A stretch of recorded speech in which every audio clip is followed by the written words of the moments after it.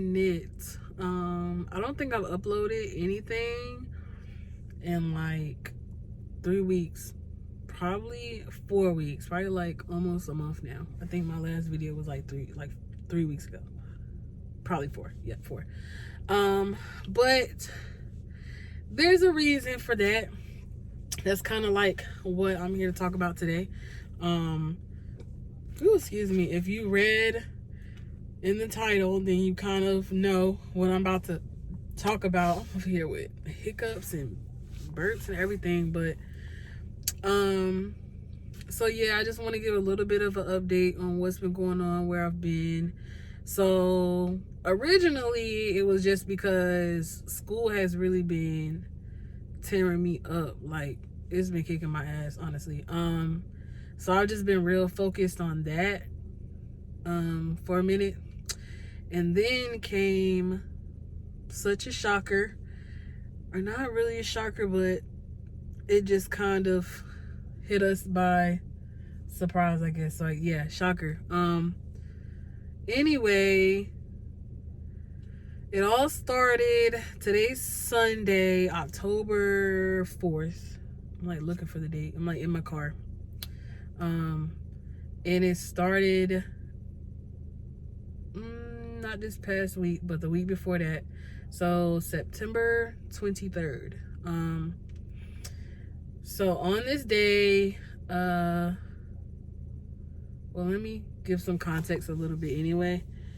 Jarvis, which is my husband, and for my viewers, you guys know him as my high school sweetheart. He's my husband. He doesn't really like to be up here on this channel that much anyway. So anytime I want to record, he's like, nah. He's just never been the type to be in front of the camera. So I'm always having to kind of do stuff completely without him. But anyway, yeah, so it has a lot to do with him. On Wednesday, September 23rd, he actually came home from work with a headache. He had like a really, really bad headache or whatever. And it just never went away. So he's like, babe, you got anything for a headache? I'm like, yeah, you could take a BC for it, because typically that's what knocks out my headaches, is the BC powder. So I gave him a BC or whatever, so that way he can have that to help him out. So he took that. He was like, oh, okay, yeah, a few hours later or so, he started feeling better. But he was like, I'm tired, so he laid down. Cool, went on about that day.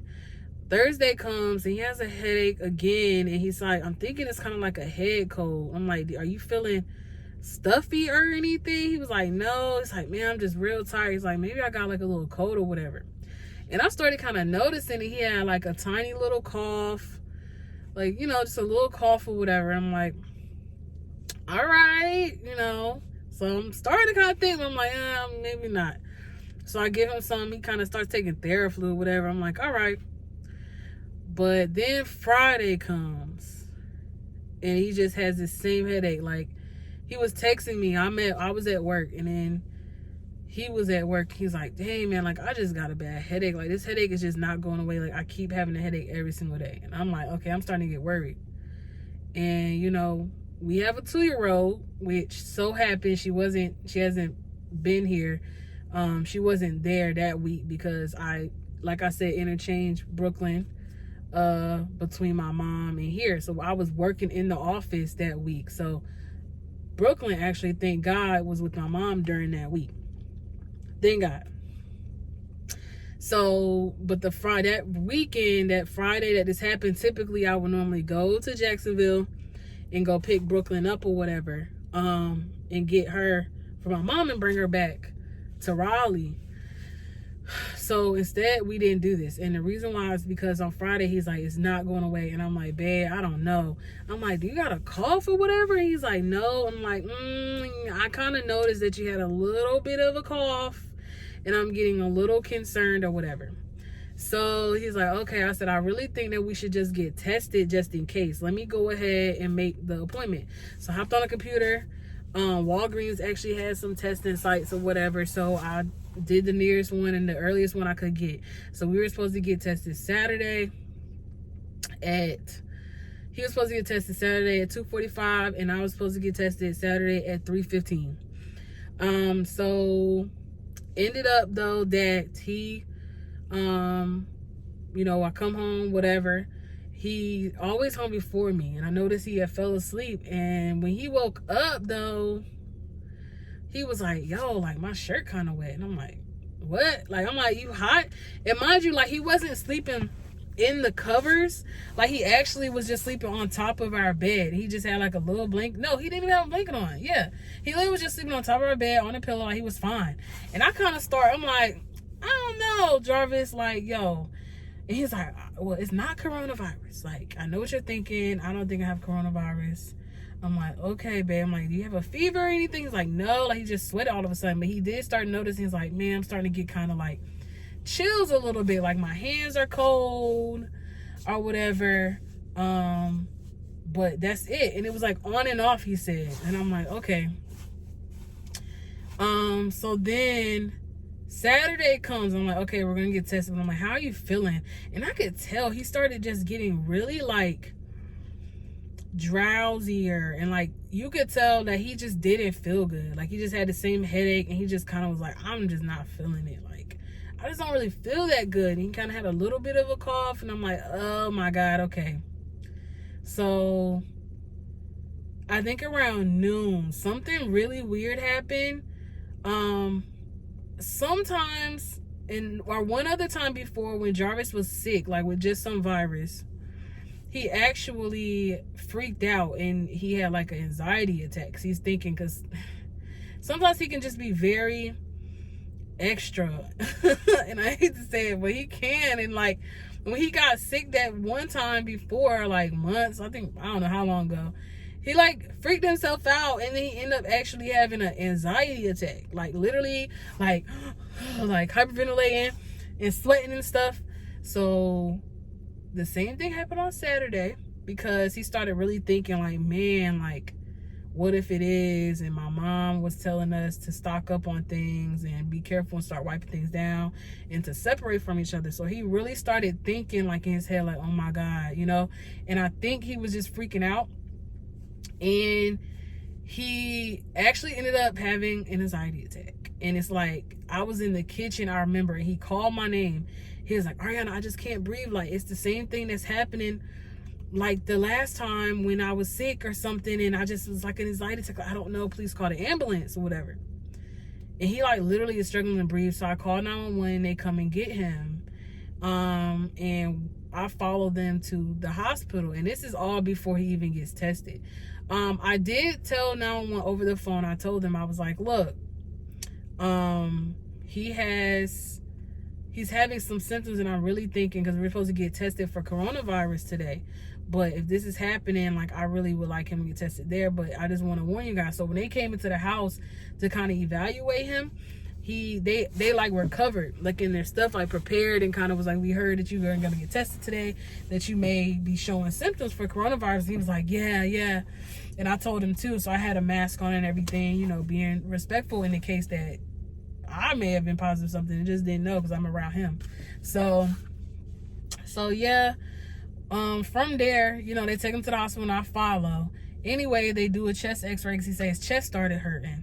Man, he was, he wasn't really struggling breathing or whatever, but he had calmed down by then. And they checked him, and they were like, okay, well, we're just going to send you home. Like, he was fine. He had calmed down, everything. Vitals showed up normal.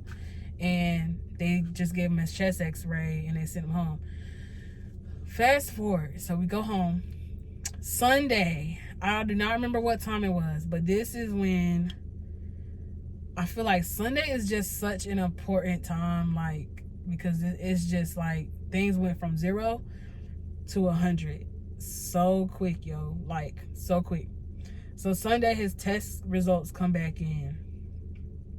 They come in because they did, I didn't say this earlier, but they did test him for coronavirus, and I went to the location that I signed up for to get tested for coronavirus. So, but his test results came in on that Sunday when we were home, and it was positive.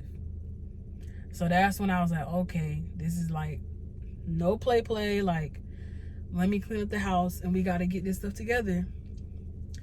And we devised a plan. But it seemed like as soon as those test results came back, it was like downhill. Like he got really like smacked in the face, like, this is corona and here I am. And like he got smacked in the face with it. It's like that's when all of the symptoms started. Like he couldn't, his chest was hurting, he was kind of like coughing a lot, really coughing. His coughing got progressively worse. Progressively worse. And I'm noticing this. I can hear him in the room because I'm not in there, we separated. So I'm like, I can hear him. And he's like just really struggling, y'all. So anyway, and I'm like looking because so many cars are driving around. But so yeah, I keep asking him, are you okay? You good? I'm making him tea. He's taking vitamins. He's drinking Gatorade. He's still eating normal. Everything was fine. But then what happens is Monday comes, he's getting worse. And Tuesday comes and he's one of the worst. I want to say, I can't remember when, but there was a day, and I don't know if it was Monday or Tuesday, but I had to call the ambulance again. Backtrack.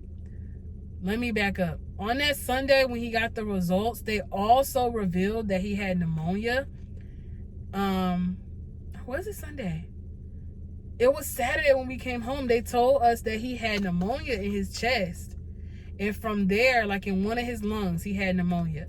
And if you guys know, pneumonia is one of those signs of coronavirus. Like they always like it, sometimes it comes along with it. But so in one of his lungs, I can't remember which one, he had pneumonia in it. And so that's when we already braced for it. Like we're like, okay, I'm thinking he's positive. Like it's gonna come back positive. But anyway, okay, fast forward. So the positive test comes on Sunday, and Monday or Tuesday, I can't remember when, but Jarvis was literally in the room, and he called me. He's like, I can't breathe. Like I can't breathe. And he was like, my chest is hurting so bad. It's hurt so bad. You need to call an ambulance again. So I called the ambulance again. And I tell them he does have coronavirus. Like he's struggling to breathe. And so they came so quick, lights on this time, like, you know, because he couldn't even talk to me without gasping or just coughing or whatever. So anyways, they give him oxygen. He gets to the hospital, and I'm prepared. I'm thinking he's going to stay because that's how bad it was, y'all. Like when I tell y'all, it scared the hell out of me. So from there, I can't go anywhere. I wasn't allowed to go because health department had called our phone by then telling us, you know, I have to be quarantined. I can't go anywhere. Only reason why I'm even sitting in my car right now, I'll tell y'all later. But I just can't go anywhere. So I can't go in the hospital with him when somebody's positive. That you can't go with them anywhere. Nobody can be with them. They can have visitors. Like that's it. It's no ifs, ands, or buts about it. So he's alone. And so when they went there, I'm like, you know, call me, FaceTime me, whatever, and give me an update. And it scared me, y'all. It so scared me. And it's crazy because this prepared me for something else. So when he went there, I was like, maybe he's gonna stay because I don't know, but they gave him oxygen, and he was like, well, now I'm clear. Like they want me to just go home, and they gave me antibiotics for the pneumonia now. So like before, they knew he had pneumonia, but they didn't give him anything. They gave him no medication. They were like, you can't take anything, and that was it. Like just take Tylenol for the headaches, the body aches, or whatever. And so, but this second time, they were like, okay, here's the antibiotics. So I picked up his antibiotics. They gave him there, and then when he came back home, they just sent him home. And I had to go pick up from the drugstore his medication or whatever. So he was taking that. Okay, so I want to say that was actually Monday night. Yeah, Monday night, because it was late.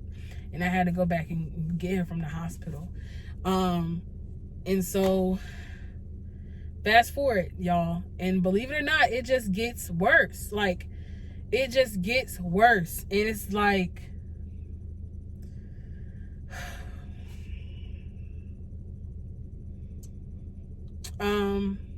yeah, it just got worse.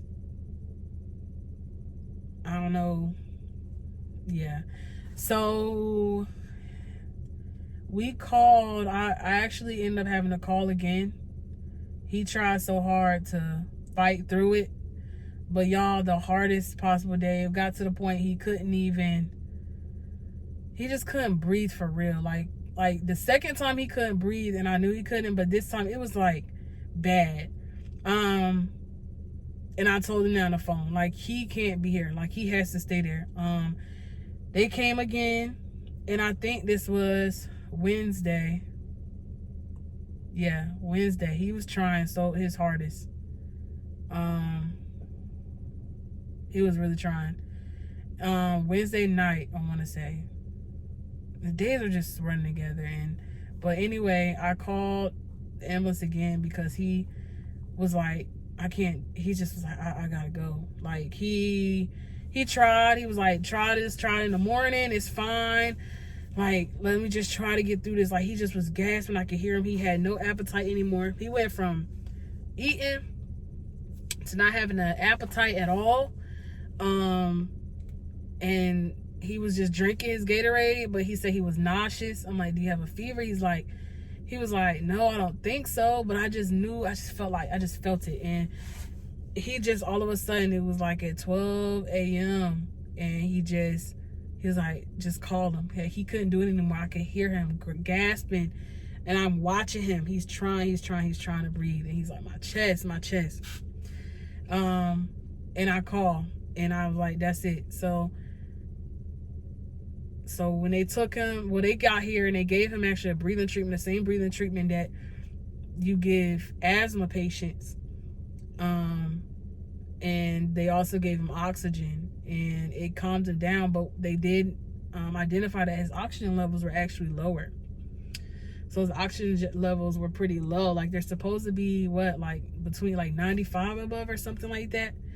But his was actually like 82, and it was like going down. So they were like, yeah, we're gonna take him. And when they took him, he didn't come back. He hasn't come back yet, guys. So today's Sunday. And he's been in the hospital since Wednesday, technically Thursday morning. Because it was like 2 o'clock or something like that, 12 o'clock. So it was like technically Thursday. So yeah, actually they examined him. He had pneumonia that had spread. It's in both lungs. On top of coronavirus, he was put on like a really high power oxygen to kind of help with his breathing. And they gave him antibiotics, and they gave him a steroid as well to help to open up his airways and stuff like that.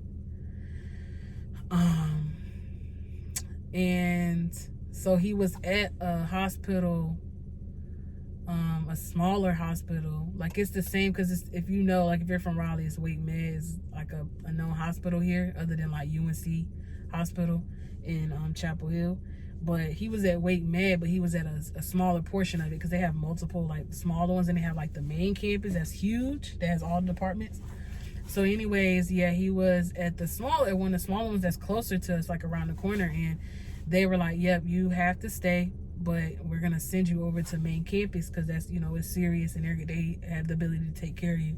So they sent him there. They notified me, and so he was actually at Wake Med ICU.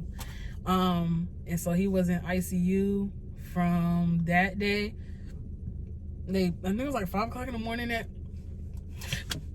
excuse me, Lord. Sorry, y'all. But I think he was in ICU from that day around 5 o'clock in the morning. I think they transported him to the main campus. And then he actually stayed in ICU until just yesterday. So today's Sunday, and he was there until Saturday, October 3rd. Yeah. Yeah. It really sucks that we're going through this. Um, and he's still in the hospital now, and they say he will continue to be there. He can't go without oxygen right now. He's still struggling to breathe and things of that nature.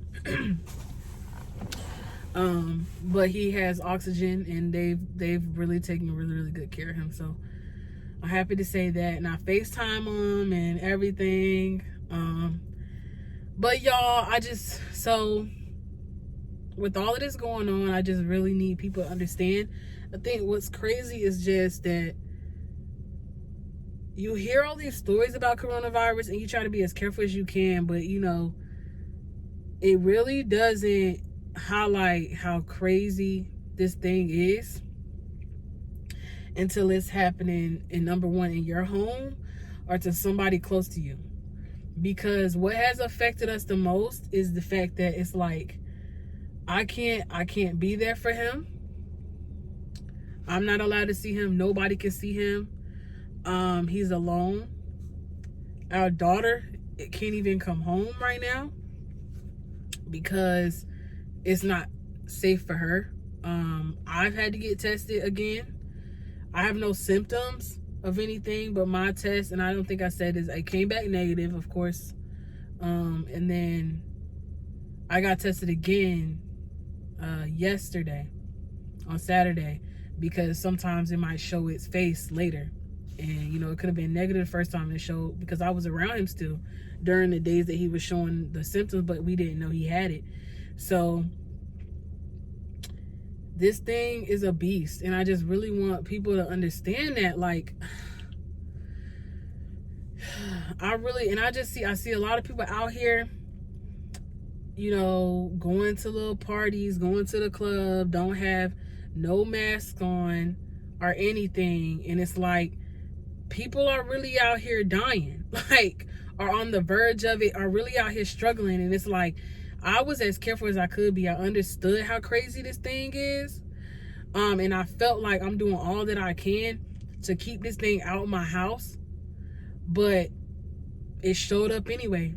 And it showed up in a way that it's like, dang, so many people I know that had gotten it, it was like, oh, they didn't have any real symptoms really. Like, it was just, oh, they were a little sore. Oh, they had a little bit of cold symptoms. But it's like, for Jarvis, it hit him. It was everything that you define COVID to be. And when we first heard about this thing and when it was killing people, that's what he got. He got the worst end of the stick. And it's like, damn, like, it really just makes you evaluate so much. And I'm trying not to cry, because I thought I lost him. I thought that I lost him, y'all. That's how serious it was. Hold on.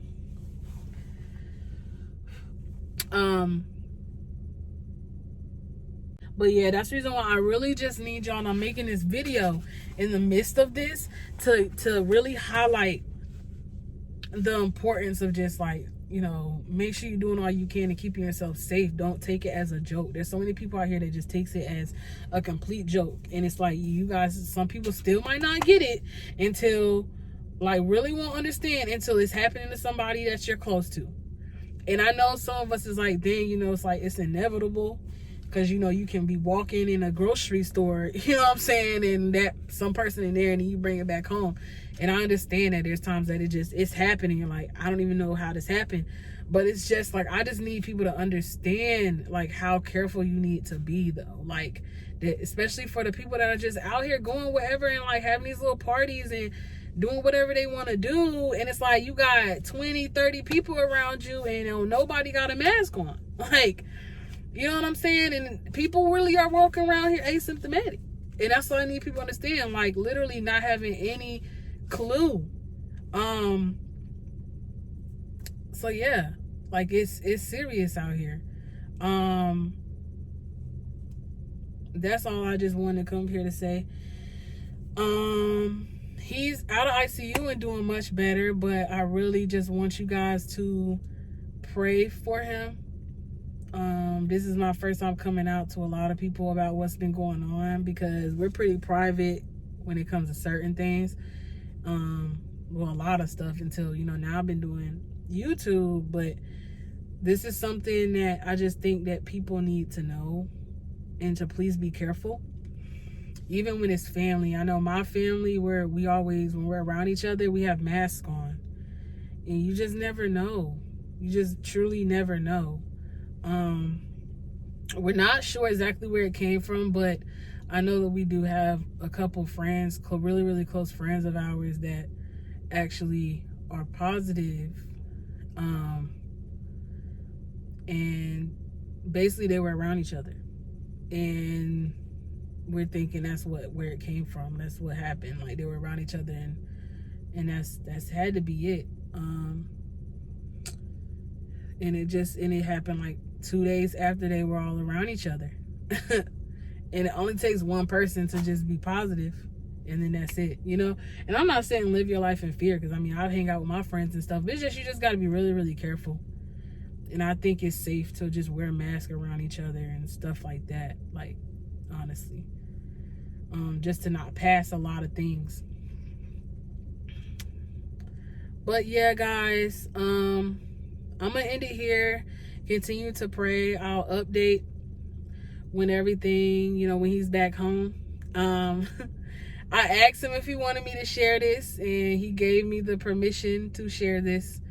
And I asked him if he maybe want to come back and like speak about his experience when he's better and things, and he's like, maybe, like, he might be up here, he don't know, but just pray for us. And I want to thank everybody that does know, or that has known, and that reached out to me and reached out to him and made sure I was good and stuff.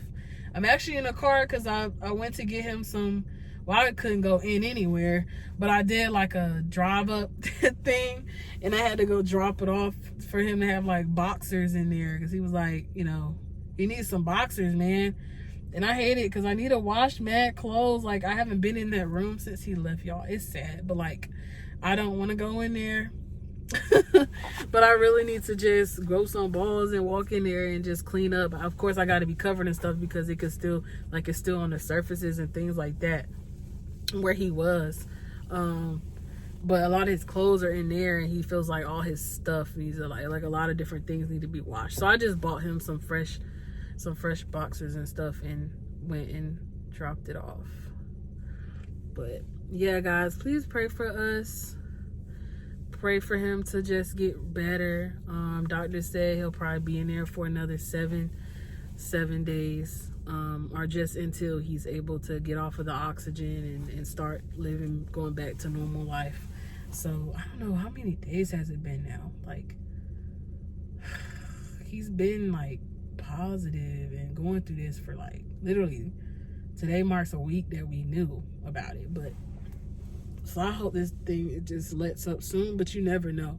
Some people it's 2 weeks, other people it's a month. Like, you just don't know. He's going through it because the pneumonia in both of his lungs has to clear up, and it hasn't completely gone yet. So, but yeah, love you guys, and pray for us though. And I will update and see you guys soon. Don't let that money maker.